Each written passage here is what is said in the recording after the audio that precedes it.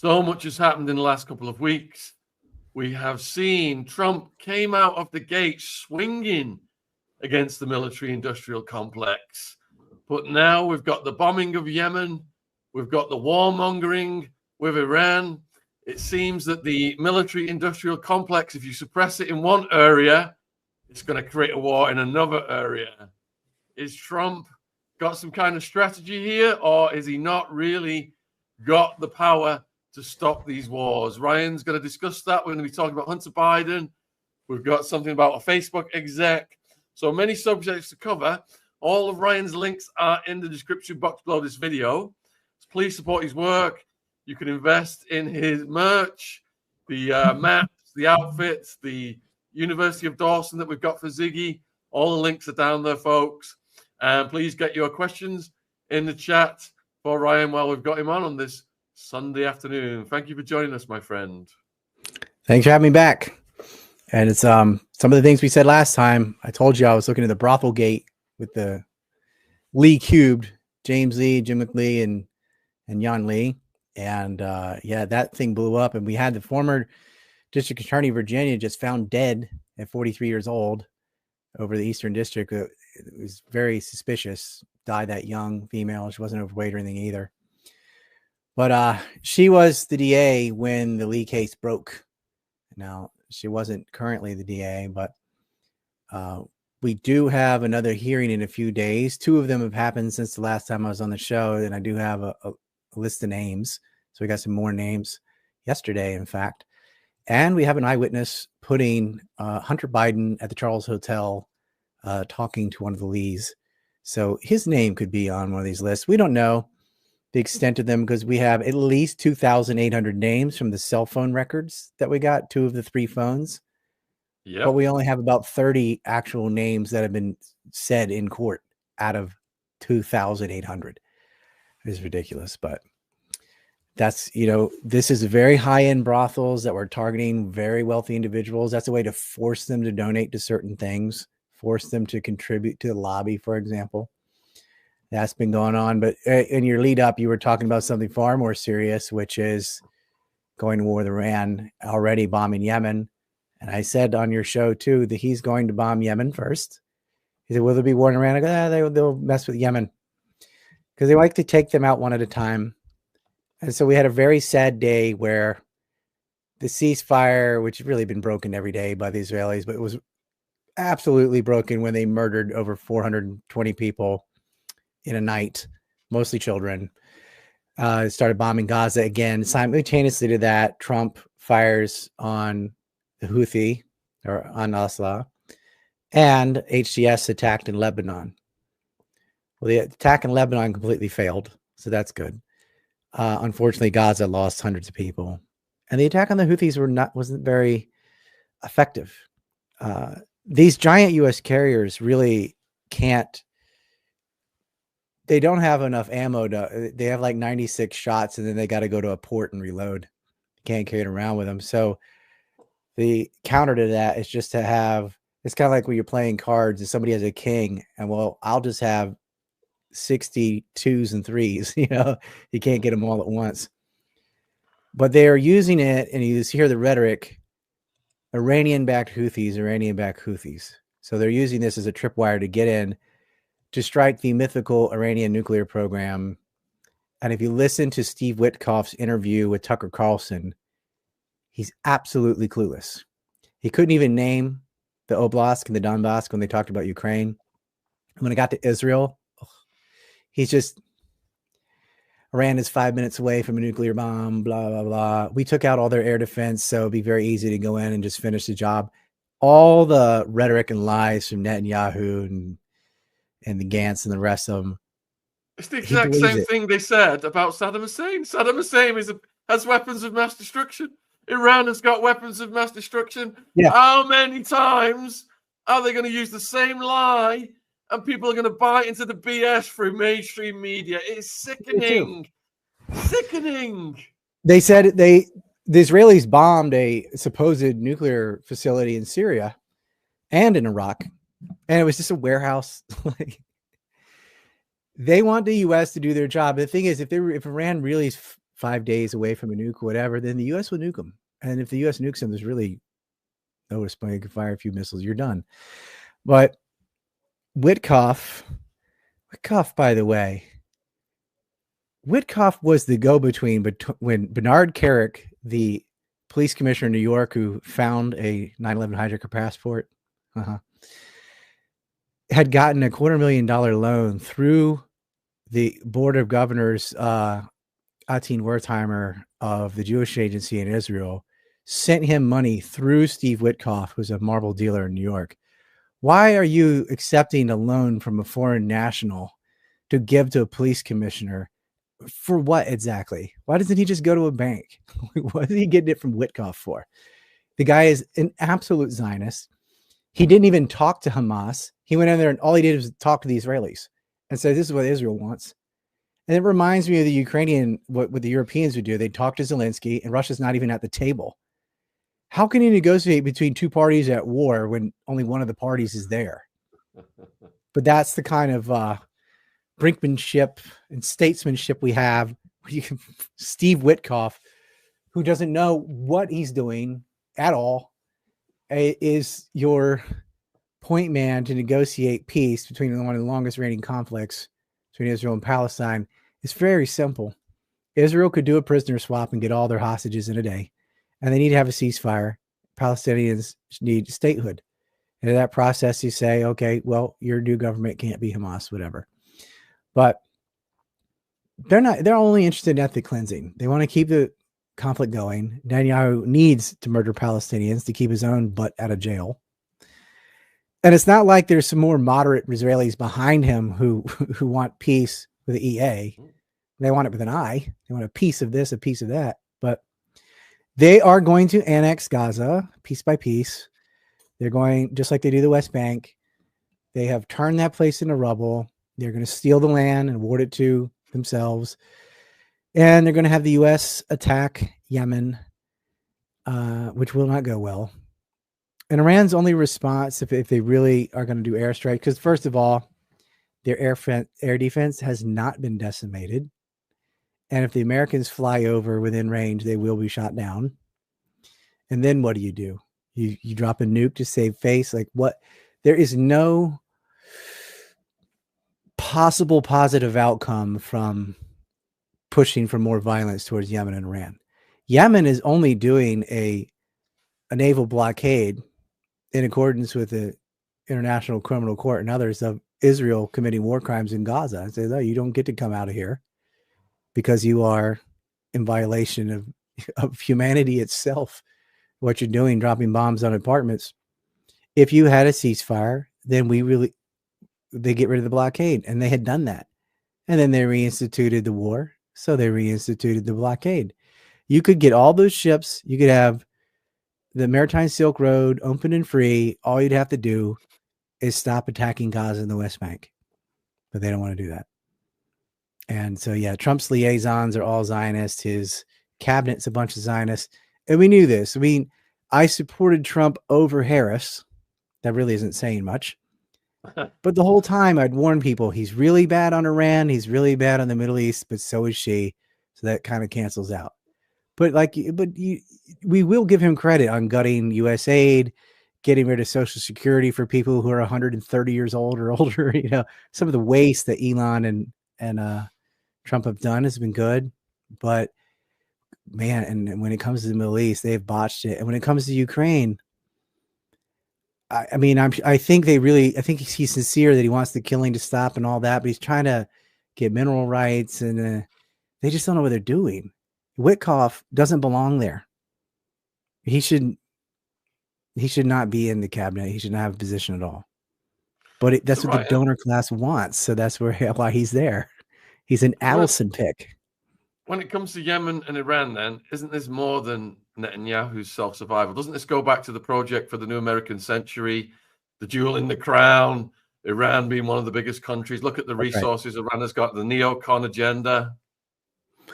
Yeah, so the script for Greater Israel, which is beyond Netanyahu, goes back further. And you're talking about PNAC, the Project for a New American Century, which co-founded by William Crystal and Robert Kagan.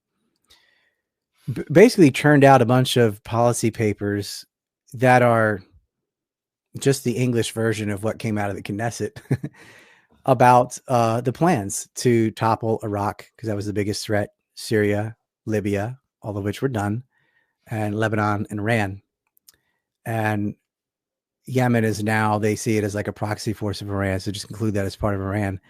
But they had many countries that they wanted to complete regional hegemony for Israel, who is right now annexing land in Syria. The state of Israel has now grown in size because they took Mount Hermon and southern parts of Syria away once Turkish-backed terrorists went in and kicked out Assad and his army, except for a very small sliver in Latakia, I suppose. So right now, Syria is several states. You have Rojava with the Kurds, who are trying to reconcile, and you have al-Nusra Front terrorists, and then you have the Israelis who have taken the south. And they would love to go into Lebanon, wipe out Hezbollah, annex that too, all the way up to the Litani River or more. But they don't have the power to do it. And they don't have the power to do it in large part because Hezbollah is backed by Iran. And the Houthis act on their own, but Iran will support them. But Iran cannot and does not control what Yemen does. It's not in Iran's interest to oppose them, so they don't. But Yemen is acting in Yemen's own interest. They had already fought the Saudis in cyclical wars, went through starvation. They got hammered. They are no friends to the United States and Israel. And that's not really resolvable. But there's no reason that the United States has to make enemies of any of these groups.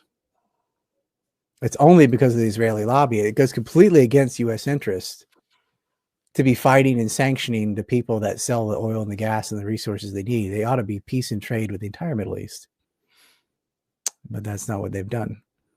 And yeah, so PNAC, they wrote a script, and there's a very kind of infamous incident with Wesley Clark talking about a man coming from upstairs. Upstairs in the Pentagon means the Office for Policy, Office for Navy, Office for Army, Office for Air Force. He's talking about the Defense Policy Board and with Richard Pearl and Rumsfeld coming down with a script of different countries they're going to take over. Like, because they just had 9/11, so they have an opportunity to go bomb somebody. And yeah, they went right down Afghanistan, Iraq, Libya, and Syria. And Iran, it was either going to be Iran or Iraq in the beginning, because those are the tough ones. So if you start with Iraq, you end with Iran. If you start with Iran, you end with Iraq. And they decided Saddam Hussein was within range to hit Israel with missiles back in 2003. And so they framed him for involvement in 9/11 through saying he passed anthrax to hijackers, which was not true. And they said he had WMDs, which is not true. And we invaded Iraq over nothing. And the state of Israel ends up with 77% of their oil imports from Iraq. And no more Saddam backing Palestinian resistance. All that ended with the American invasion of Iraq. The invasion didn't end the violence, though, because there's ongoing occupation, torture at Abu Ghraib, some of the worst stuff I've seen in my life. It was very frustrating watching that war come and knowing they're lying, and there was no YouTube or anything back then either. There was nowhere to go. Not that I'd be allowed on that, but there was nowhere to go to say anything. And they just sat there and lied to the public and showed them cartoon weapon labs and everything else. And yeah, they invaded Iraq over nothing. And then you thought, okay, you should learn from that. No, they went right into Syria, right into Libya, 2011. What was the reason for invading Libya? No one can even tell you. Gaddafi had been there. What's the reason? Well, I know the actual reason, but like at least with Iraq, the public was aware of some like stated policy of weapons, even though they didn't really have them. They didn't even give a good. It was like, oh, after the Libya invasion, they talked about our Ambassador Stevens being killed over a YouTube video that made fun of Muhammad. Even though there had been 2 prior attempts on his life before that YouTube video existed, that didn't matter. He was blowing the whistle on illegal gun running from Libya to Syria. That's why he got killed. And it flowed right into that. When the U.S. and others openly armed Al-Qaeda groups in Syria for about 8 or 9 years until they destroyed that country. And this is, Jeff Sachs points this out too. This is the Israeli script. For 30 years, they've been directing U.S. foreign policy into forever wars in the Middle East against American interests at the behest of an Israeli cabal. So I want to show you a clip and get your thoughts on it. So my definition of a politician is someone who says whatever the public wants to hear to get the votes. And when they get in power, they do the complete opposite. And, you know, Tulsi, she was doing good up until a certain point. Credit to the Jimmy Dore show. I've been watching him. And he was a big supporter of early Tulsi. Yeah. And I can see why. Listen to what she's saying here. Medicine and healthcare. Thousands of Yemeni civilians have died in this genocidal war being waged by Saudi Arabia with support from the United States. It's absolutely outrageous that the United States has continued its support for years now for Saudi Arabia's genocidal war in Yemen. It's outrageous, she said. That has killed thousands and thousands of innocent Yemeni people and caused mass starvation and suffering, a cholera epidemic, the worst humanitarian crisis in the world. Jimmy Dore refers to her as the good Tulsi in these videos. and then he shows a bunch of them, and until the present day, what is it? Well, basically now she's for bombing Yemen. She's gone over to bad Tulsi. Yeah. What do you make of that, Ryan? You know, in Syria too, she met with Assad and his wife. She, back in the day with good Tulsi, pre-AIPAC, she told the truth.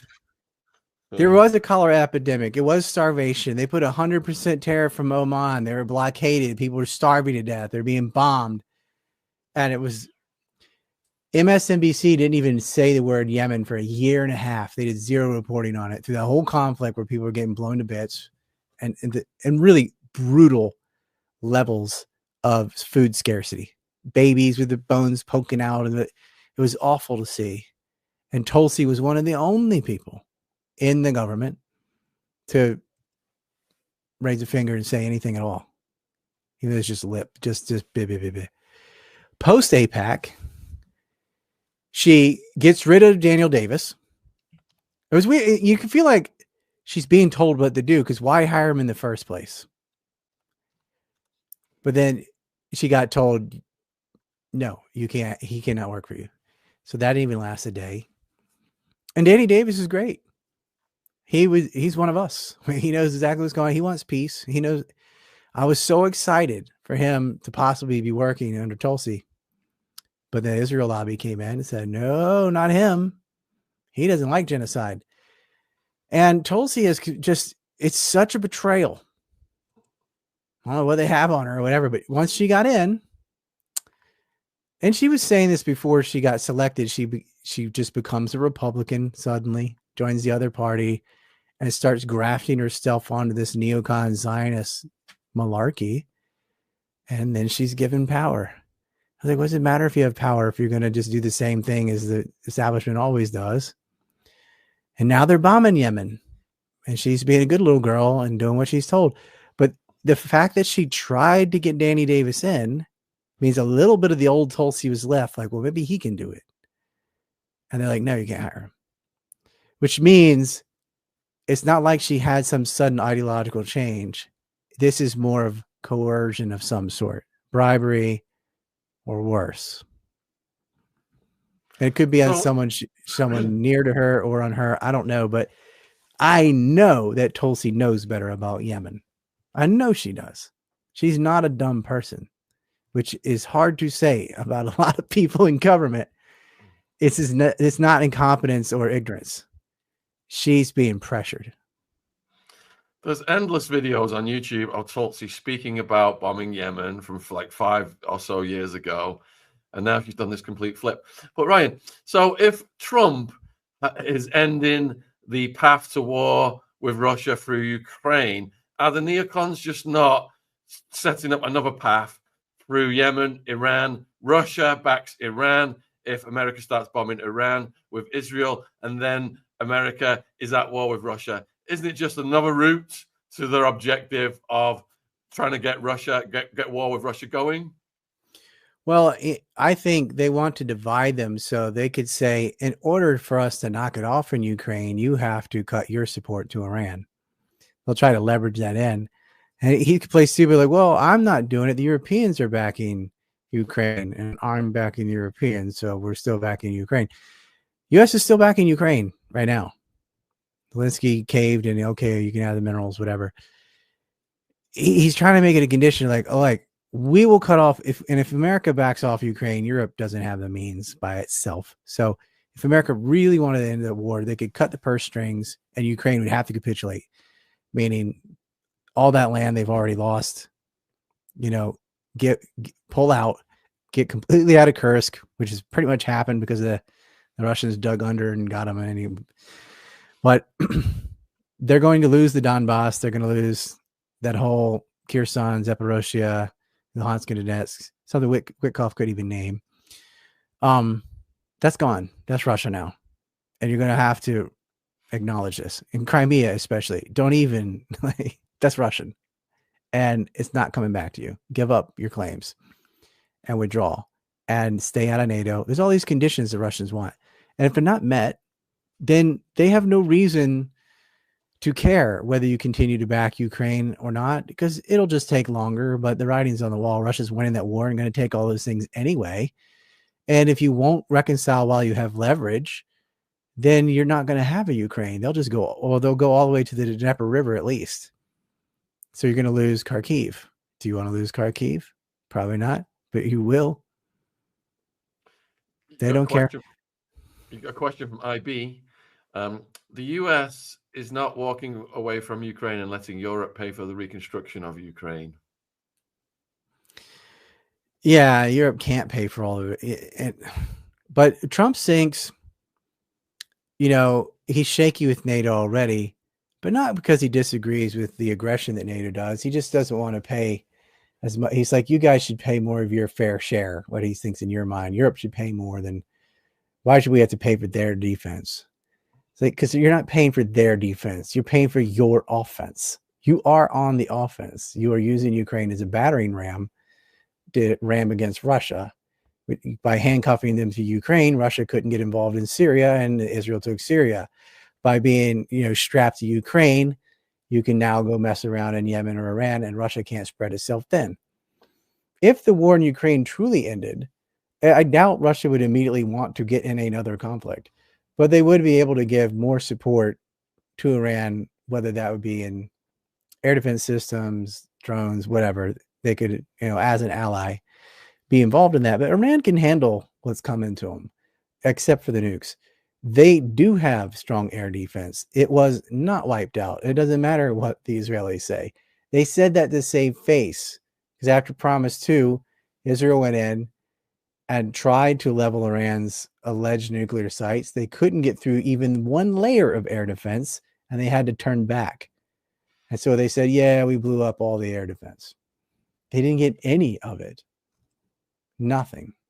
And yet Iran and Yemen have proved that they can get ballistic missiles through every layer of Israeli defense and tag bases in Jaffa, for example, whenever they want. So, yeah. That's why Israel realized they have to get America to do it for them, just like they did in Iraq and Syria and Libya. They don't have the means. But it is not clear that America has the means either to do it, short of using nukes. I mean, America has the means if it had the political willpower, but it doesn't. They're not going to put boots on the ground. And that would be, you're talking very high casualty rates on both sides if that were to happen. And Iran would lose that conflict. But I don't think Americans are willing to pay the price in blood and treasury of how difficult that war would be were they to engage that way. And Trump is not a fan of boots on the ground either. Thing is, if you do an airstrike, you don't just go bang, haha, now listen to me. There will be retaliation, and it will be on U.S. bases in vulnerable spots like Iraq, for example, even Qatar possibly. They can hit you back, and they can hit the Israelis back. And then, back and forth, back and forth. You're in a major economy collapsing conflict. They can shut down the Strait of Hormuz. They could light up the northern oil fields in Saudi Arabia. They have a lot of options to go, okay, well, welcome to gas lines. Then you're going to have to buy gas and oil from Russia. But Iran has options, but Trump is just dumbfoundingly skipping right into a trap. Like, oh, we just do an airstrike? Like he did some airstrikes in Syria, his first presidency. No, this isn't the same. You can't just fire some cruise missiles and walk away. They're going to fire back. Do not escalate. But it looks like he will, because he's got nothing but snakes in his ear. He really needs, it's better than before. At least it's not John Bolton. Like I will even take Steve Witkoff over John Bolton. And I would definitely take JD Vance over Mike Pence. And even the bad Tulsi is better than who she replaced. And on down the list, as bad as Marco Rubio is, and he is just a yes man, kiss up, company guy. Not as bad as Blinken, but that doesn't tell you much. Anthony Blinken is about as low as you can get. So it's like, I'm excited that things improve, but on the Middle East, not very much. And I just hope we can make enough noise somehow to reach Trump and be like, don't listen to that. Don't be George Bush. They're lying to you. Do not go to war with Iran. You could have a legacy. You could be a legendary president just focusing on the border and all the other things you wanted to do if you would just stay out of the Middle East and stop listening to the Israelis. You're not going to turn Gaza into a resort for New Yorkers. Okay. Just please. They did an AI video of that. Did you see that? It had like Netanyahu and Trump sitting on a beach in Gaza. That is his biggest weakness of his presidency. He listens to the Israelis. Don't you know all they ever do is lie? They'll drag you into one conflict after another for their own benefit. And Trump is just,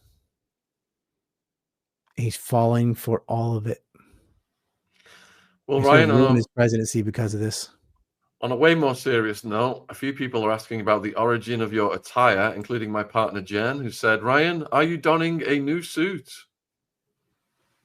I've had this suit, but I usually wear like a hoodie or something that says "End all aid to Israel."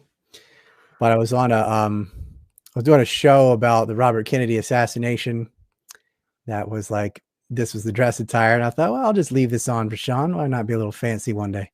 So yeah, you're looking great, man. so, I do own suits. Just don't. I'm still wearing pajama pants, but from the top half, got a suit. Put a 1 in the chat, folks, if you'd like to see Ryan suited up more often. Put a 2 in the chat if you prefer Ryan to return to hoodies.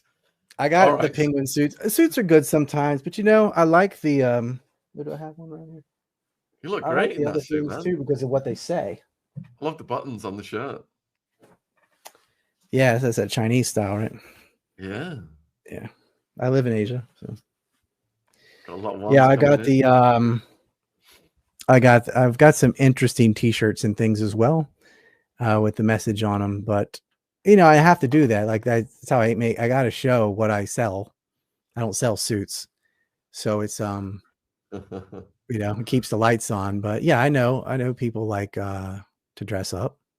I can do it, clean up nice, whatever, but it's harder. I'm sweating. It's so high. I want to take it off, but whatever. I'll be like Zelensky in a green sweater. Like, okay, I'll wear a costume next time. So here in the UK, the Houthis are being portrayed by the mainstream media as Somali pirates, just unsolicited, hammering ships, innocently trying to cross their waters. What is the real backstory of what's happening? There are pirates from Somalia, but they are not the Houthis. The Houthis are from Yemen. Somali pirates are pirates, and they try to control. There's 7 major choking points in maritime traffic.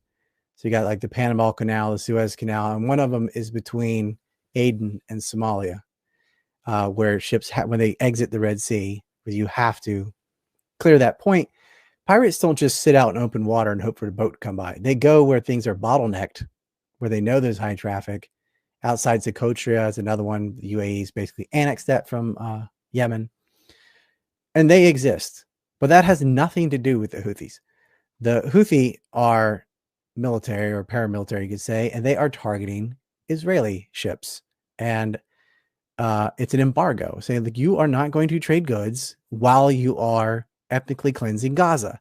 It's a perfectly moral and political stance to take. You've been ruled by the International Criminal Court and other courts as a terrorist entity. You are a terrorist state. You're dropping bombs on hospitals and apartments and food trucks, and you made heroes out of prison rapists. So yeah, you don't get to continue to sail in our waters and finance your terrorism. They do not randomly just shoot boats. Russian and Iranian boats, other boats go through the Red Sea, no problem. It's Israel, their port of Eilat, the southern port, the southernmost port on the bottom of Israel, is bankrupt. It's having to shut down. I wish they could shut down Haifa in the north. They'd be airtight. But what Yemen is doing has had an effect on Israeli commerce. The only reason Israel could float and wasn't crippled is because of U.S. subsidies, giving them billions of dollars in aid and in weapons. They could not afford this sustained conflict without America.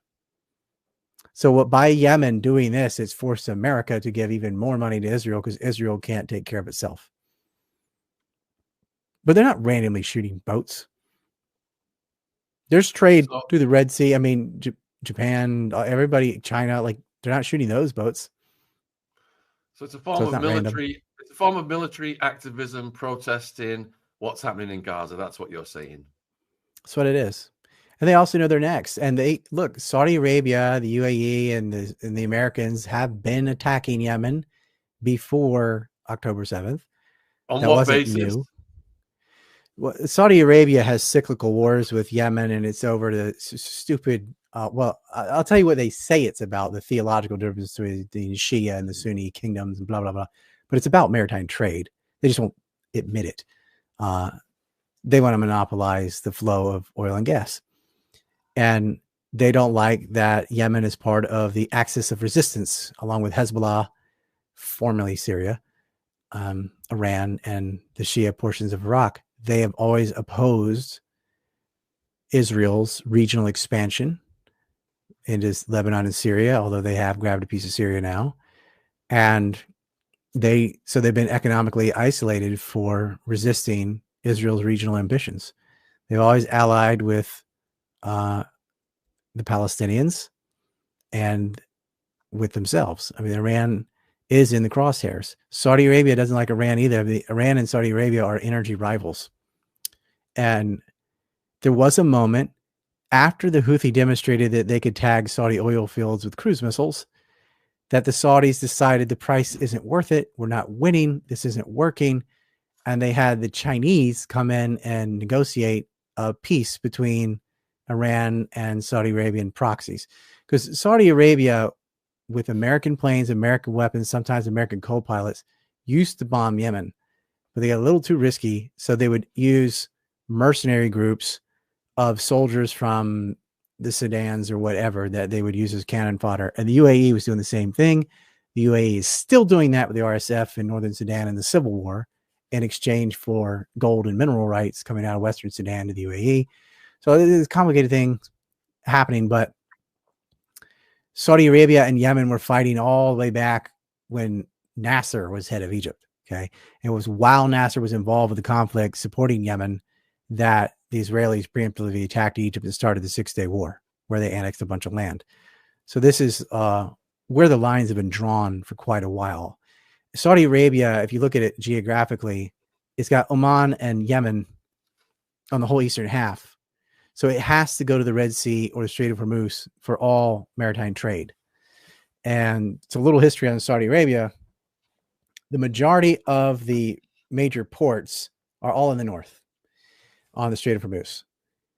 And that's why you see little countries carved out, Bahrain and Qatar and they're all in the north, hugging the Strait of Hormuz. Why? Why didn't they just build them on the Red Sea?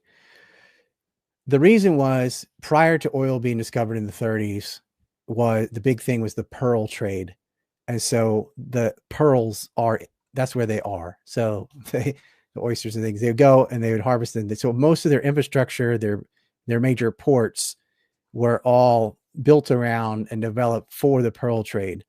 So when there is oil, you just go to the pre-existing port and ship it out. You don't build a brand new one. So most of their roads, everything went from the center to the north, and the northern areas all become little fiefdoms because of this trade. Now, they did build a port down toward the Red Sea eventually, but what they'd really love is not to be at the mercy of having to go past Iran and the Strait of Hormuz, or going through the Red Sea and having to go through Yemen. They'd love to have a pipeline all the way east, right through Yemen, directly to Deepwater Port, and so they could go east to west with it. But Yemen's like, nah, pay us then. And they're like, no, how about we take it? And so it's energy and But they don't tell you that. They say Sunni, Shia, some theological BS about the lineage of Muhammad, blah, blah, blah. No, it's not. It's about energy. So that's, in my opinion, what's going on there. But the little bit of a history lesson with the pearls and stuff, I probably went back a little bit too far. But you have to understand, Saudi Arabia and Yemen have been going in cyclical wars since like the 50s. Okay, so this was just another one, and there is a little bit of the religious beef because they both engage in I'll call it theocratic nepotism, where they only hire their own groups. All of Yemen is not even Shia, or not even Houthi, but enough of it is. And it's the whole thing's a mess. Like, Aden used to be a country, it's now a city when the Brits were running it. You can blame this on Sykes-Picot and a lot of things. It was destined to fail, just in the way that these countries are carved up out of the Ottoman Empire. It was not structured around the tribes and political positions of the people that lived there. It was just drawing boxes around resources, and it was never going to work. And we've seen the results. All right, folks, get your questions in. All of Orion's links are in the description. I'm going to put them in the live chat, so please support his work. Disco 1000. What happens to Lebanese Christians now? I mean, Lebanese anybody. Israel kills civilians. In their war, they murdered thousands of people. Most of them Muslim, some of them Christian. When they bombed the Christian areas of Beirut, they did that in 2006 as well. And they're doing it now. But Christians, in addition to being bombed by Israel, who could easily restart their war with Hezbollah soon, were also being attacked by HTS terrorists. I hate calling them HTS because they're not a liberation army. I'll call them al-Nusra. Well, then, you know what? We'll just call them al-Qaeda because they're just an offshoot of ISIS. They are targeting Christians in Syria and in Lebanon. And a lot of Christians who did live in Syria, and Druze as well, and Alawites, fled to Lebanon. But now the Turkish-backed terrorists are attacking Lebanon. Fortunately, that didn't go too well. Hezbollah created piles of bodies out of these terrorists. So their ground game didn't work, but they still are killing Christians, and they're really slaughtering them in Syria. They know where they live. They're going house to house and catching them unarmed. There is ethnic cleansings of Christians, of Alawites, of really even other Sunni. Anybody that isn't of this hardcore Wahhabi Salafist version of Islam is being murdered, and it's mostly other Muslims. So HTS are our friends now. I mean, the friends of the neocons, the military-industrial complex. Not my friend, but yeah. And Yemen, the Houthis are the terrorists. It's all been turned upside down. The people standing up for humanitarian aid and opposing the terrorists are the bad guys. And the ones running around killing Christians and Alawites and throwing grenades in windows and all that, and dragging people behind trucks and setting museums on fire. They're our friends. Isn't that something? What hope does that give us for the future? I guess I guess you can just hope that Yemen wins. I mean, like, I don't see any policy changes with this cabinet. Even Tulsi is the bad Tulsi. She was the most reasonable one he had. They got her. They got to her somehow. We do have some politicians in the U.S. They're not in Trump's cabinet, but like congressmen like Thomas Massey, who can speak truth to power. And we have our retired congressmen like Ron Paul. There are some good guys that you can support and push the narrative. And then we have alt media like Jimmy Dore, as you just showed, and Sean Atwood, this show, my show, telling you what's up. And you know, Judge Napolitano and Scott Ritter and Larry Johnson, Ray McGovern, Mersheimer. There are people, Danny Davis, as we mentioned earlier, who ought to be in the cabinet. You know, that's my dream cabinet, something like that. Like, yeah, Doug McGregor, Colonel Wilkerson. Yeah. Oh, yeah. We just imagine if that was the cabinet. That's who ought to have positions. But no, we get Rubio and Hegseth and Bondi. I wish we had Matt Gaetz. So Carol wants to know. Carol wants to know whether you think, under these circumstances, is Trump doing a good job? Doing better than Biden. We'd be at least we don't have. Hey, at least we don't have pregnant men. You know, no more men on the women's sports teams. I mean, these are easy. He's doing better on the border. He's doing better at gutting U.S. aid. That's a big deal. Cutting that and yellow journalism. Cleaned up a little bit of Social Security, cut some waste there. He's not doing a very good job. At least he's attempting to get peace in Ukraine. Biden was just full on, I won't even talk to the Russians. So he's doing better there. Better policy on North Korea. So I can point to stuff that he's doing, moving the ball the way we want. But on the Middle East, he's just been a disaster like the rest of them. Sad to say. They want to know who's your favorite president to date and why. Washington or Jefferson? I don't. It's hard to decide. Why? Well, you know, Jefferson did a lot of good things before he was president. So, just all around. I mean, they wrote the Bill of Rights. That's a big deal. Glad we have that. You know, Louisiana Purchase. That was a great move. He ended the transatlantic slave trade. That was a good move. He tried to end slavery in Virginia when he was governor, but he failed by only a couple votes. Yeah, wrote the preamble as well. Jefferson was good. He really reduced the size of government. Believed in states' rights. He was a G. But then you look at George Washington, you know, who helped win the Revolutionary War, really had nothing to look at. Like he had to set the precedent. Voluntarily resigned after 2 terms, which set a trend that lasted all the way to FDR.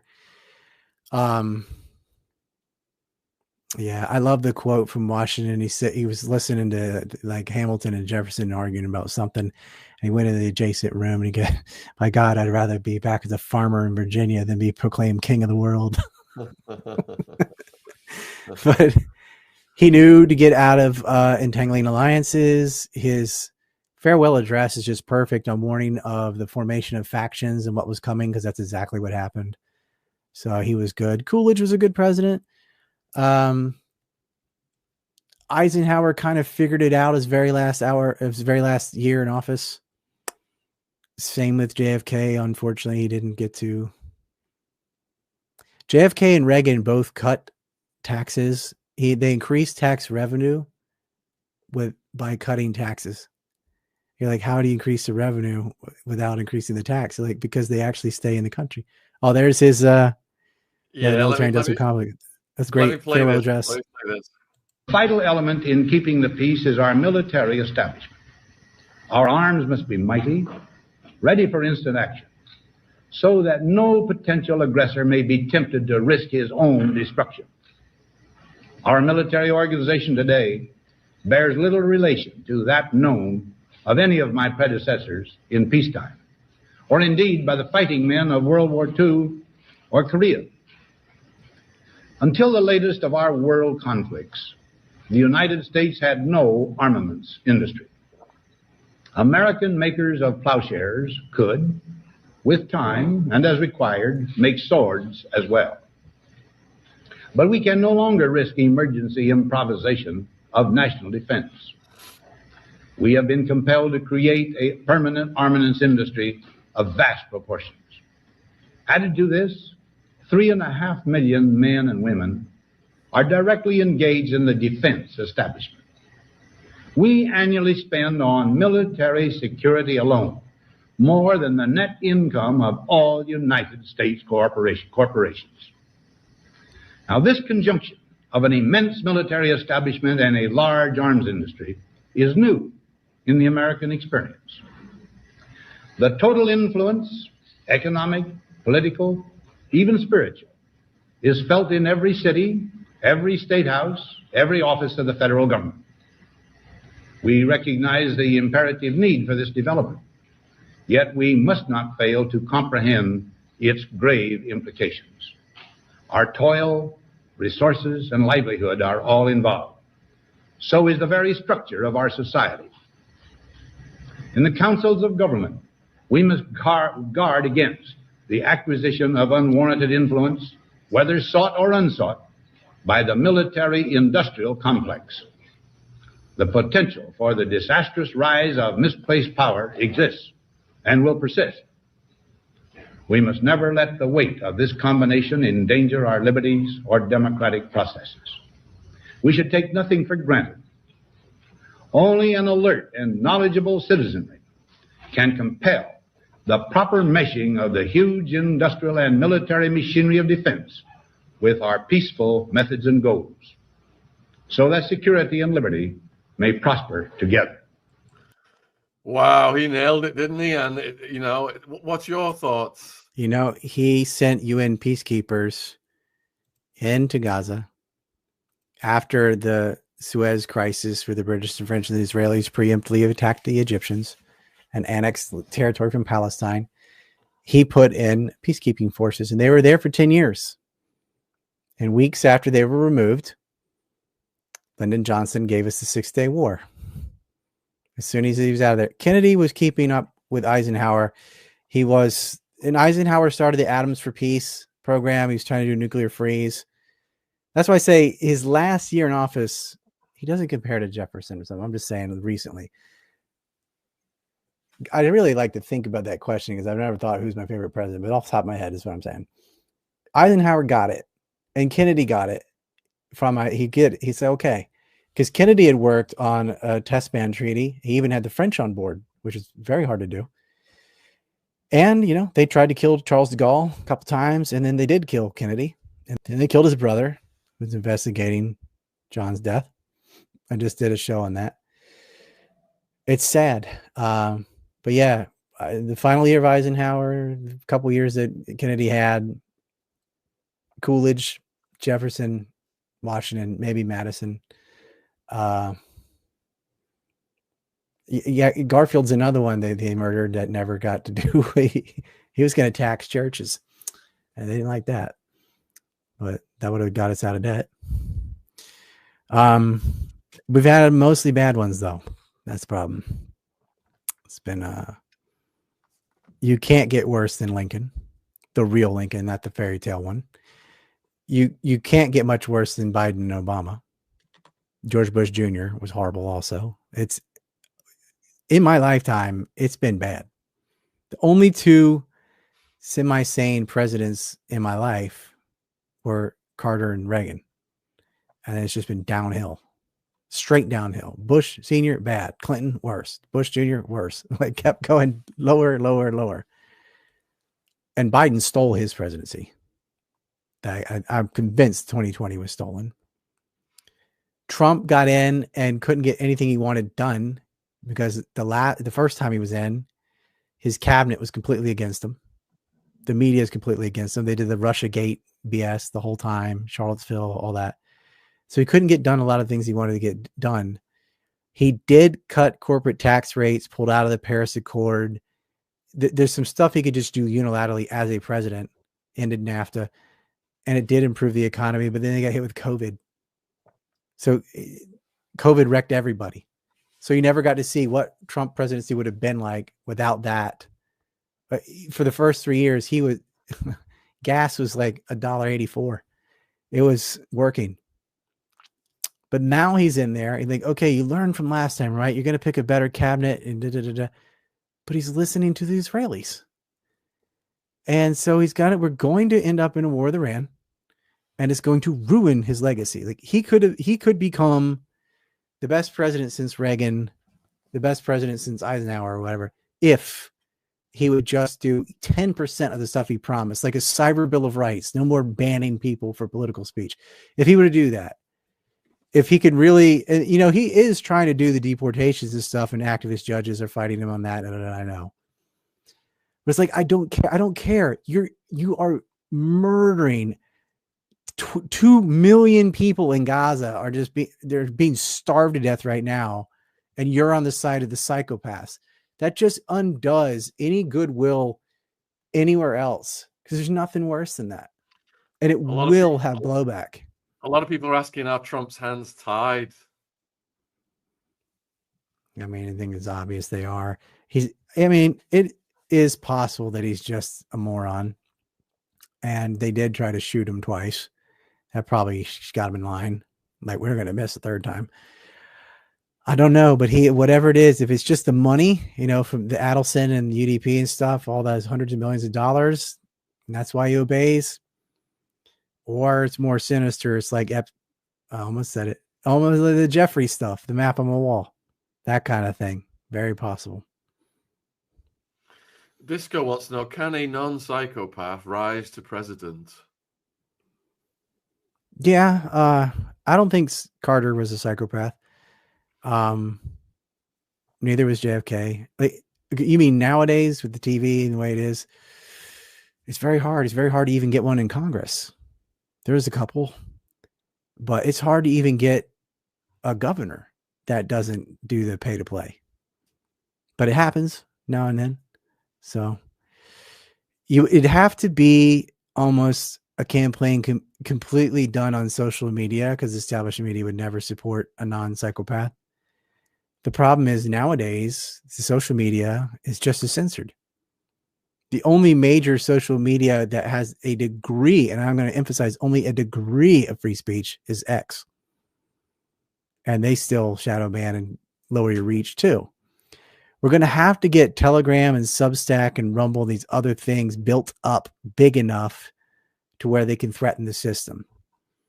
Through that, you could get more Thomas Masseys. You could get good Tulsis or whatever. But you really need to crack down on these compromise operations, which is what I'm doing. I'm focused right now on this Lee case that's got like 3,000 Johns. I mean, the rot in our system. Like, why are you so addicted to prostitutes? Like, it doesn't make any sense. Just find a sugar baby if you're that desperate. Something's wrong with the culture. You have all these perverts in government, but that's who gets supported. Once you're compromised, they'll give you all the money and make sure you get in because you're going to obey. Sad to say.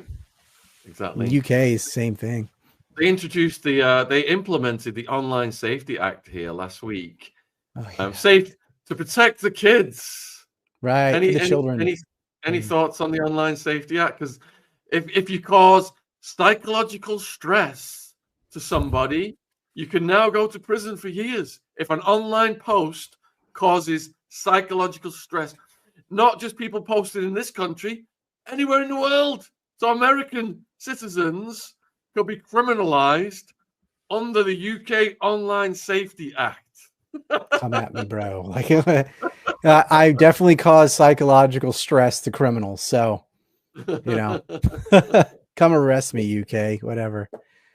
That's, that's, I know the Tates just beat their case in Romania, and Andrew might have a case in the UK. And I'm like, well, right now, if you cause psychological stress, you can go to jail. So how's he going to have a chance?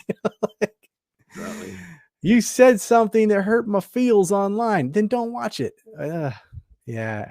It's all to protect. It's to protect Zionists, and the hate speech is just really it's anti-Semitism laws, which just means you're not allowed to criticize Israel as a country. It has nothing to do with the Jews. It's just about Israel. And yeah, Keir Starmer who likes to dress up in an army uniform, you know, out in the fields with a helmet and stuff, who can't even hit a punching bag. If you've seen that video, it's terrible. I had proxy embarrassment. Yeah, he wants to act like, yeah, we're tough and we're gonna send troops to Ukraine. And I think that caused me psychological stress. I think you should arrest him. Indeed. I mean, if you make rules like that, then you need to out Karen the Karen. You should say Keir Starmer or whoever, you know, they all suck. They caused the other day, you know, the prime minister was limp-wristed slapping a heavy bag, and it caused me psychological stress. So I think he should go to prison. Supporting cokehead Zelensky, who's got goons snatching kids off the streets and putting them in the meat grinder, is causing me psychological distress. They duct tape people to poles and painted their faces green and stuff. Remember that? Oh my God. That should cause psychological stress, that you're having to pay a little petty tyrant like that, and half of it goes up his nose, the rest goes to his multiple villas around the world, and a whole generation of Ukrainian men is just being removed. That gene pool is gone. That's Sean wants to know, should Canada become an American state? I mean, since you're already an American state, you might as well get representation. Like, if you're going to obey, you might as well like get a couple senators and a congressman. You know what I mean? Like, yeah, no, Canada should be sovereign, of course. They should not be part of the United States, but they're not. They're beholden to Canadian corporations, and they don't do anything in the interest of Canada and haven't for a long time. So you giving the two bad choices, it might be better to join the U.S. than to be ruled the way you have been. Tammy is asking about the long-lasting devastation caused by Promise software. Promise and NSO. Well, I mean, yeah, of course, but I think just in general, larger picture is the NSA itself and all the spying they do. But Khashoggi was wrapped up in that mess. It's worse than that now because you have Lavender and these like AI programs that are targeting people for drone strikes. And I think we've gone to another level of hell beyond Promise and NSO. We're at these AI kill machines, what Ted Kaczynski warned about. You're walking right into a technological dystopian nightmare where technocrats you're going to have digital currency, no more dollar, no more pound. You know, you got a little social credit. Like everything they say about China is going to be true about the US and Europe. If you get out of line, they just turn off your digital money and now you're screwed. Lakey wants to know why Chinese ships are hanging around Australia. Well, because Australia signed a trade deal that was a one-way street for a 6-year period. So they're accepting all the Chinese goods and immigrants and things, and yet nothing from Australia is going to China. They got bullied into that. I feel bad for them. But yeah, China is very big and you are not, and that's what happens. The big ships have been sent to Iran, haven't they? That are the battleships from America. 3 of them, yeah, 3 carriers I heard. That's what you need to rotate: 1 fire, 1 refuel, 1 go. Yeah, it's unlikely. Like I said before, and I hope I'm right. I don't think that war will start till next year, but it could be this summer. But we are going to war with Iran. It's not automatic. We can still put enough pressure on the Trump administration to get it and knock it off, but you have to be doing that. You can't just hope it happens. You have to say, I don't want war with Iran. No war with Iran. No war with Yemen. It's not in American interest. It's not America first. You got to have that on repeat because there's a chance Trump will listen. You never know. That guy turns on a dime. But right now, the Israelis are in his ear and he's doing what they want, and we aren't being loud enough. So if you want something to happen, be part of the solution. Gertrude wants to know your thoughts on Candace Owens. She's been doing great lately. Wasn't a big fan when she was at Daily Wire, but she's certainly come across a series of red pills and greatly improved her her takes on a number of things. A lot of courage for her to leave such a position and start talking about the most taboo things. I don't agree with her and Macron's wife and some other stuff, but whatever. I think she's great. I think that's funny, but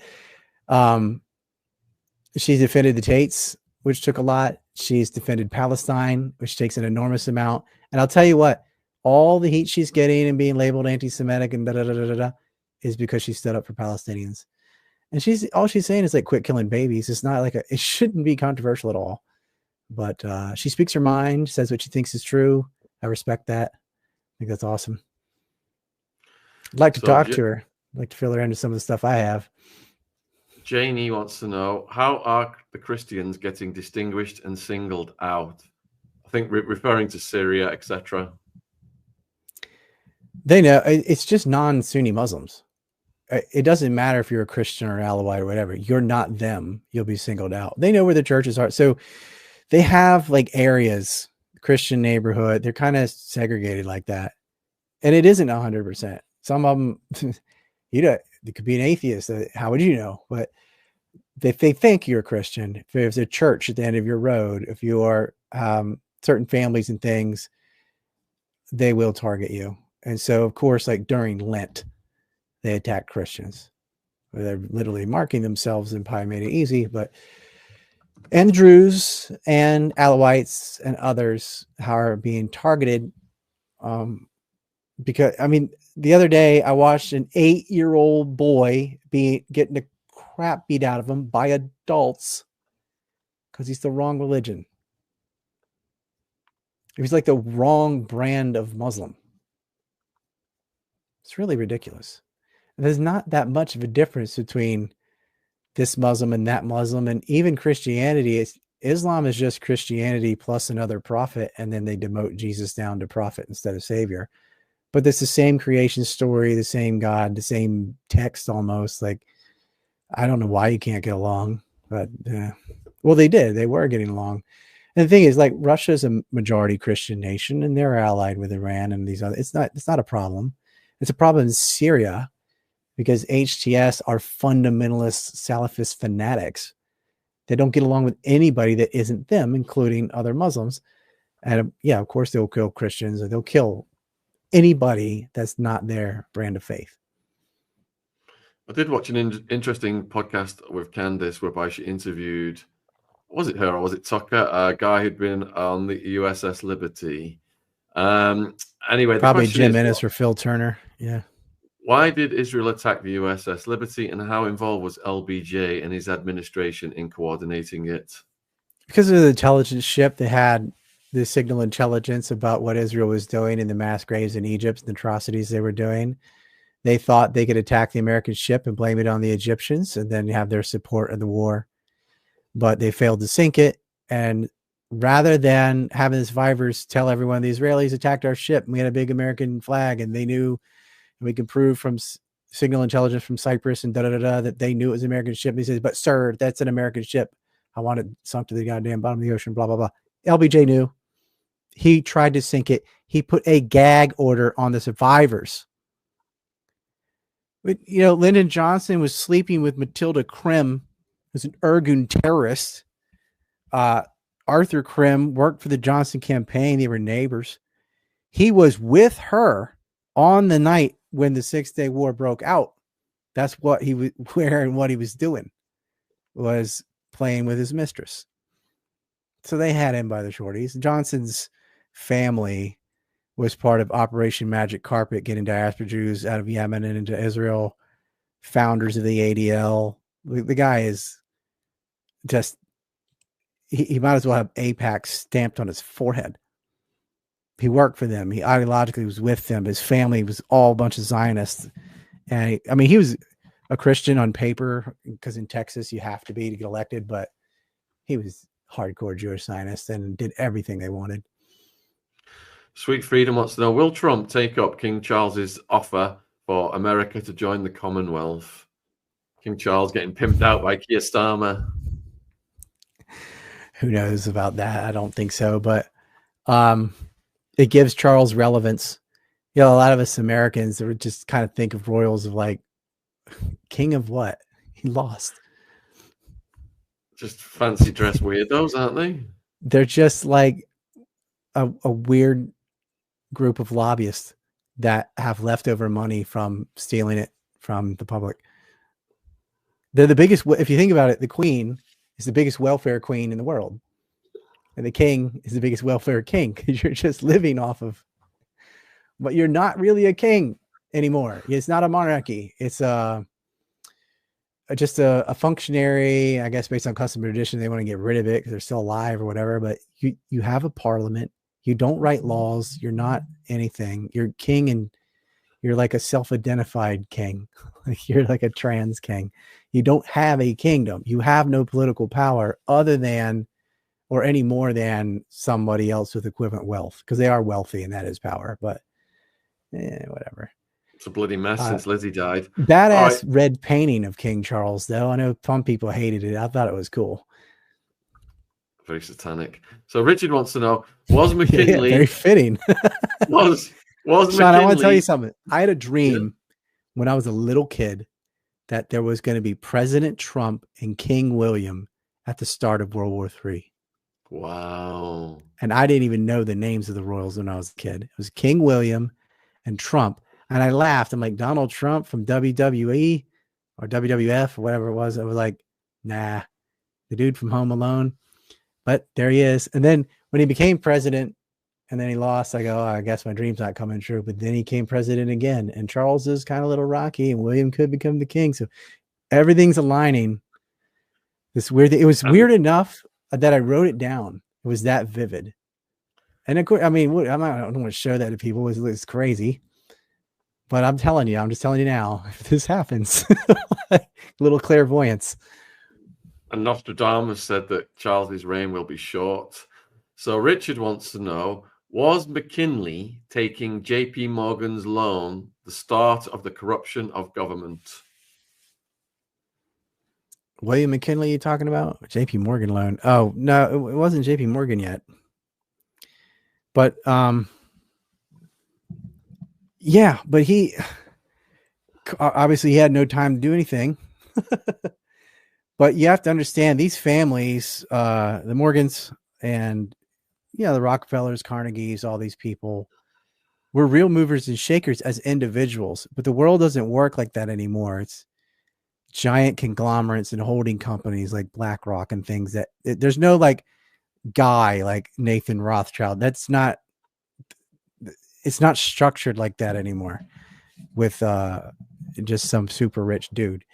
It's more like the movie Cube, where you have a sort of headless, directionless pressure of Wall Street, or I don't know how to describe it, but it's not directed like a pyramid. It's more of the shareholder interests and things of moving around contracts and manipulating markets for a lot of people, not just some top-down thing like, well, JP Morgan did this or Nathan Rothschild did this. Those days are over. The only person with that level of wealth is Elon Musk. Get your final questions in, folks. We've got 20 minutes left, and I'll put Ryan's links in the chat. And if you're watching on replay on YouTube, they're in the description box and they're in the pinned comment. Please support his work. Get some of his merch. It is awesome. LCDC wants to ask, Ryan, what about Tommy Robinson in the UK jail? He's the guy who's been exposing the grooming gangs. We've been doing quite a bit on the grooming gangs recently. We were banned from talking about it 5 years ago, but it's one of the things we're now able more to talk about. Yeah, he's kind of doing the right thing for the wrong reason, though, because Tommy Robinson used the grooming gangs as like a anti-immigrant, anti-Muslim vehicle, and he almost caused a mistrial. Like, what are you doing? Like, these people are being prosecuted, and they told you to stay away from the courthouse, and you're out there ranting and raving, and like you nearly got them off. Not that that's your intent, but that's what you almost did. So his antics and stuff are not professional. And I really don't like the theatrical stuff. It's just Ezra Levant. Tommy's a hardcore Zionist. He's posing on tanks with Mossad t-shirts and stuff. Like, his motive is not about stopping gangs in the UK or anything like that. Because there's plenty of that from India and East Asia and domestically too. He's just overly focused on this other thing because he wants to use it as a vehicle for anti-Islam. Now, if you want to be anti-Islam independent because you don't like religion or whatever, fine. But that's not what's going on. They're not doing what they're doing because they're Muslim. They're behaving that way because they're from the third world. The U.S. has the exact same problem with Catholics from Nicaragua, Mexico, whatever, who are also Christian, just like the place that Texas has a lot of Christians too. They're not acting that way because they're Christian. They're acting that way because they're poor. And, poor countries sell drugs. Poor countries have a lot of problems. And so if you get a bunch of migrants from bumfuck Pakistan or something, that's more of a mitigating factor for why they behave the way they do than what religion they worship. Because you can get Muslims from some other area, they don't act like that at all. But they may have been able to get away with it more because of the woke policies of the UK that just don't want to see minorities of ethnicity or religion ever doing anything wrong because they're afraid of how it will reflect on the group, which all that does is make it worse. Because if you have two-tier policing and you start favoring groups, then everyone hates that group even more because they get to prolong. But that's the police's problem too, right? That's the government's problem. They did that on them. So, but more Muslims and stuff need to speak out, make it clear, like, hey, we don't like this at all. We don't want favoritism. If you find a gang, or no matter who it is or what they believe, and they're doing what they were doing to little girls over and over again, or boys, throw them in jail, castrate them, do what you got to do. These grooming gangs are a very real thing. But what I noticed is the really professional ones get sweetheart deals. And they're not Muslim. Yeah. We know what we had. They're not Russian. We had a really brave guy on called Raja, who's a Muslim, who's been exposing the grooming gangs. I'll put the link in the chat and I'll put it in the description box as well if you guys want to watch that. And he said basically that the government is trading votes to protect them. And I was listening to a guy this morning from the Sikh community. I've reached out to him to get him on. And the system is so playable. He said that there was a 12-year-old and the grooming gang told her, just go home and, misbehave, fight your parents. They'll put you in foster care and we'll be able to access you then. Your parents won't be able to protect you. And she went home and her parents were patient with her. So she went to the garage and picked up a hammer and just smashed her mum's head in with a hammer. And so they totally know how to play the system and manipulate things. And there are predators in every religious class, every political class. Right. There's predators. We've gone after the Epstein people. We've gone after the Diddy people. So, you can't just say it's totally the religion or the I got politics. a Korean brothel ring right now I'm investigating. Yeah. It's not a byproduct of DNA or religion. It's a byproduct of there is a little bit of a correlation when it comes to wealth and poverty. But again, they're very professional, well-oiled, very wealthy pedo rings too, like the Epstein ring. It's not like they're doing it out of desperation or something. That one's done for blackmail. So you get it done, different gangs, different reasons. Some people, they just want to R-word girls.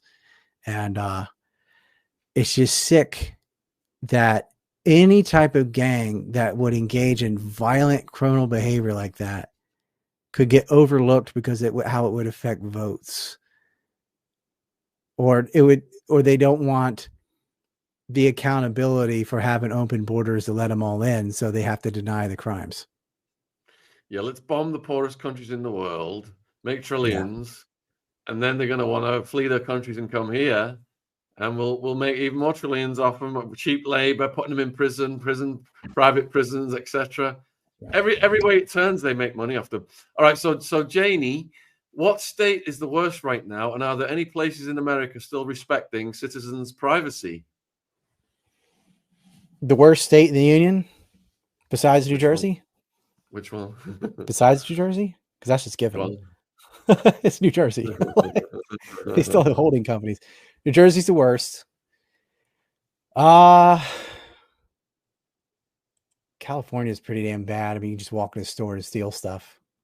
So I mean, at least like California and New Jersey are bad, but at least California has good weather, so they give them the edge. But like that has nothing to do with their policies. But California's pretty bad. Very high taxes, especially in LA. Get like a 9% sales tax on food, and then 10 to 20% tip that's mandatory. So that's a tax. They have Section 8. They don't even have a functional fire department. California's pretty bad. So them or New Jersey. Dandre wants to know, what do you think of Colonel Douglas McGregor on Tucker Carlson's show? I love Doug McGregor, and I'd love to get him on the channel. He's such a powerful speaker. Oh yeah, he's great. He talks about the donor class. He gets as close to the sun as you can without burning the wings. Yeah. He's Icarus with the foot below. Yeah. Lakey wants to know, how do we stop all of this madness? We cannot allow this evil anymore. Enough is enough.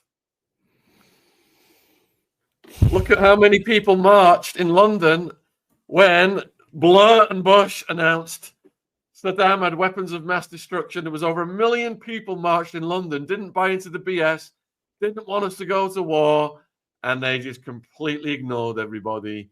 And now we're being told Iran, they're days away from a nuclear bomb, same thing, weapons of mass destruction. Yeah, we're going to have to go and stop the evil. Stop the evil. I think if before the Iraq war, if the internet wasn't a baby, if social media had existed, because it really didn't, you had like Answer Coalition and Justice for Peace or whatever.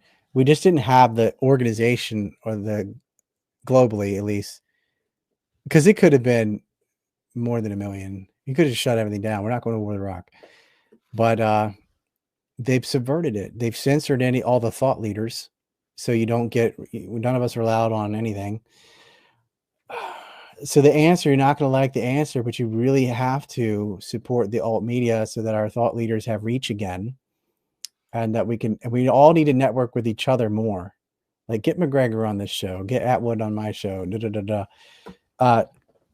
there are people. It's amazing what just a couple dozen men can do. If there were 12 Scott Ritters or 12 Scott Hortons, or whatever, and they're going on all the shows and stuff, you can really up the education of the whole country if you just have the right shows and things. Media is that powerful. But what you have with the BBC, with the people raping dogs and stuff, is the opposite. You're giving people absolute crap every day, and that's what they get. But if you had the right messengers who had a voice, you have to understand, people are smart enough. There's a difference between being smart enough to figure something out and smart enough to just understand something someone else figured out. Far more people in the second group. And so you just need a few McGregors and McGoverns and people like that to push the message. And then everyone understands the whole Ukraine conflict. No, that's a lie. I heard that. Everyone has been, a lot of people who do understand the Ukraine-Russia conflict understand it because they discovered a McGregor or a Blumenthal or a Johnson or a Ritter or someone like that who articulated it. And then they go and repeat that. It's really crucial to have thought leaders. And that is why they are scared to death of the people who really know these issues get canceled on everything, because they could have a huge impact. And I think that's part of why they went after the Tate brothers, who their reach exceeds their knowledge, but they could learn. They're doing a zillion different things. They were right on COVID. They were right on the climate hysteria. They were right on the Russia-Ukraine war. They're right on Palestine. They're right on all these things. And they can easily bring in a McGregor or something to one of their shows too, someone that knows it better than them, and give them that reach. And that's how you get it. Like when you network your kind of celebrities and your analysts and stuff, so you can combine reach and knowledge from both. You can't beat that combo other than through censorship. And that's why they've gone nuts with the censorship. So getting the films out and making sure the thought leaders are well disseminated and heard so that people know the truth and they can defend when the lies come. They can call it out and say, no, I don't believe that. We don't need to be at war with Yemen. There's no reason for the United States or the UK to bomb Iran. Iran's not a threat to America, and clearly be able to articulate it. So I guess that, I'd love to say, well, just elect the right people, but I just don't think, I think you have to fix the media before you can fix politics. My interview with Scott Ritter's in the description box. I've also put it in the live chat. So, right. So, Sweet Freedom, will Bondi ever release the Epstein list? No. I released it. It's on the wall. I don't know why you're waiting for the government to tell you. Will you ever return to the States, Ryan? Ever? Maybe. I like living where I live. I don't want my kids in schools where there's periodic shootings, and it's getting better. Like at least they're not giving hormone blockers to children anymore. And we'll see what happens. But there was a period there. I'm like, I'm not putting my kid in a public school in America. They have teachers that are groomers. They're having drag queens come to dance at the libraries and stuff. No. And yeah, I had a niece who's really good in jiu-jitsu, which she lost to a boy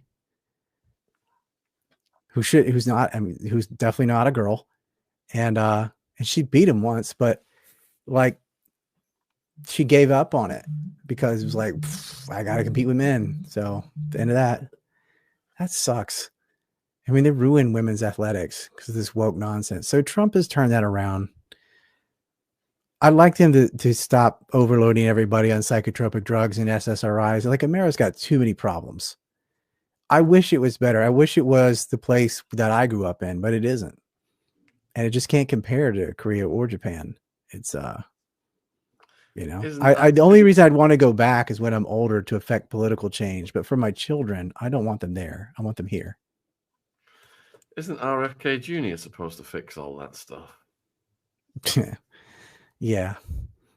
Well, what'd he do when he got in? He started talking about psychological trauma to college students who protest genocide. So he thought that, he hurt Jewish students' feelings, which is really disgusting to conflate the state of Israel with the Jewish ethnic group. Nobody cares whether you're Jewish or not. What they care about is a nation dropping bombs on apartments. That's the problem. They go, it's anti-Semitic. Why can't I kill babies? Because you're insane? I don't know. So we've got a couple more minutes. Let me have a look real quick. Russia is not a threat to America or Europe. It's the other way around, isn't it? It's like... Yeah. Look, Russia is winning their war, but they're still struggling with 4 Oblast in Ukraine. They're not going to invade Europe. They're sure as hell not going to cross the Atlantic Ocean and fight the United States. Europe is a threat to Russia with America's help. That's the threat. And that's what they're reacting to. Starmer's stirring it up, folks. Do you recommend any particular books for young people? Little Bits, George Orwell, or others? I say 1984 by Orwell. For someone. Yeah, 1984 for a 15-year-old. Yeah, Animal Farm. Maybe. Yeah. Is it easy? Yeah. Depends what they're... I assume they're talking about political books since they brought up George Orwell. But I think reading anything, whether it could be history or scientific literature, whatever, is healthy. I think even fictional books are healthy in the fact that it forces you to engage your imagination, to follow the story and have an emotional investment in it and make it interesting, because you need that skill when you have empathy for a real life situation, like putting yourselves in the shoes of a Palestinian or something. You've developed that through fantasy and books and reading. So it's important to read something, even if it's not political. Do you know about the Scalia ring? No. Scalia ring. All right, I think, let me see if we're out the question. That's the last question. Yeah, that's all the questions, man. What would you like to say to the viewers that can look forward to on your X in the coming weeks and on your own broadcasts? Got the Lee case coming. I just did a huge show on the Robert Kennedy assassination. That'll be out in a few hours. Yeah, we'll see what, I'm always chasing the pedo rings. Still working on a revamp of my September 11th film. It's going well.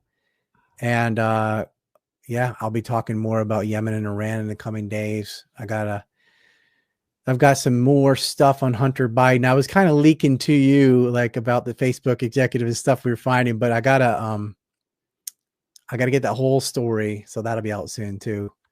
It's pretty sick. There's so many people at the upper level that are wrapped up in this kitty fiddling business, and it didn't go away with Epstein. They've already replaced them. They already got a new ring. And so, I'm chasing that, and I'm trying to do as much damage to it as I can. And it's sick to me that they go after all these people who didn't do anything while ignoring the people who did. We still can't get attention on the Robert Miller case, even though he had all this threesome with high school girls for decades. It's just, it's frustrating, but you know what? It's better than ever, because before it was even worse. At least I can talk about it on here. You never know when a Candace Owens or someone like that will pick up the story and really amplify it. That could happen. So we have avenues to affect real political change right now, but you can almost name everybody in the movement. It's so small, but I do think it's enough. Thank you for coming on, bro. I'm going to let you go and get to bed. I'll close the show, but hope to see you soon, my friend. Next time I'm in the UK, for sure. I'm gonna skip London and go right to Bath.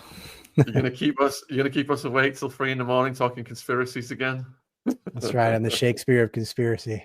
It wasn't 3 on my time zone, but it was so fun. You and your wife and Chris, and it was great. Yeah. Maybe Ziggy will join in next time. We were talking about it for days afterwards. All right, man.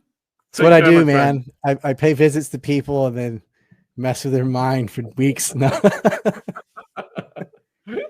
I should tell people more about that dream I had. It's a lot of stuff has happened. I'm like, man, it's weird. I hope this one doesn't happen, but no. That is a weird reason to hope Charles stays healthy. All right, brother. Good night. Take care. Take care. See you. Bye. Another phenomenal guest. Thank you for all of your questions. I'll put Ryan's links in the live chat again right now. And if you're watching on replay, his links are in the description box. Please, and the pinned comment. Please support his work. So I've put for you guys who are interested in the grooming gangs and how the government is facilitating it, the Raja podcast link is also in the description box, and the Scott Ritter, which was shadow banned, link, I'll put that in the live chat in the description box. Scott Ritter is phenomenal on geopolitics. He's one of the best. The Bush-Cheney crime family offered him millions. He was a weapons inspector to say that Saddam had weapons of mass destruction. He refused to do so, and he was criminalized as a consequence. Ziggy's asleep right now, Kazza. But he's doing brilliant right now. He's getting a lot of traction on various channels like Danny. I watch Danny's channel a lot. I watch Judge Napolitano a lot. And then we have got coming up, we've got Jonathan Hay coming up Monday night, 9 p.m. Remember, he was Rihanna's publicist, talking about Jay-Z Diddy. He's going to be talking about an allegation made against Johnny Depp by Johnny Depp's nephew, who was in business with Jonathan Hay. We've got Bob Marley's daughter, Zara, coming back on Wednesday. That's at 7 p.m. UK. And we are lining more people up. I'm speaking to Andre, who came on, who speaks about geopolitics. Andre Martinov, we did a part 1 with him 5 months ago. So much has happened. And I have reached out to several other war commentators and people who are speaking about the grooming gangs as well. I'm going to try and get this Sikh guy on, Mohan Singh, who is going in and busting grooming gangs and rescuing girls When the cops aren't doing anything, guys like him are taking matters into their own hands, picking up the slack. So I'm going to get on with my Sunday. I think Ron's got a show tonight with John Wedger, ex-London Met cop. So please tune in for that one. And again, yeah, Mearsheimer is brilliant, Louise. Would love to get him on. Thank you for liking, sharing, helping us with the algorithm. As you know, it's always a struggle. We're always getting strangled by it. And thank you as well for all the subs, helping us get to 1 million. It's all appreciated. We can get bigger and badder guests.